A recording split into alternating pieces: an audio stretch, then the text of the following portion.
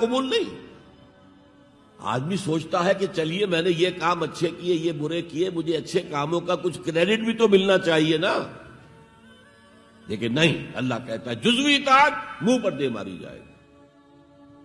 اور جو دنیا کی سزا ہے وہ تو ہم اپنی آنکھوں سے دیکھ رہے ہیں. 130، 140 یا 150 کروڑ مسلمان دنیا میں ہیں. ذرا اندازہ کیجیے. لیکن ہماری رائے کی کوئی اہمیت ہے؟ بین الاقوامی معاملات میں کوئی ہم سے مشورہ لیتا ہے کیا؟ آپ کا کیا خیال ہے؟ کس نمی پرسد کے بھیا کیستی.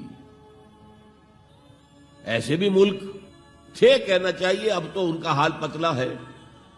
دولت کے انبار تھے ان کے پاس، لیکن ان کا مذاق اڑتا تھا مغربی ممالک. وہ چاہے سعودی بادشاہ ہوں اور چاہے وہ UAE کے امیر ہوں، مذاق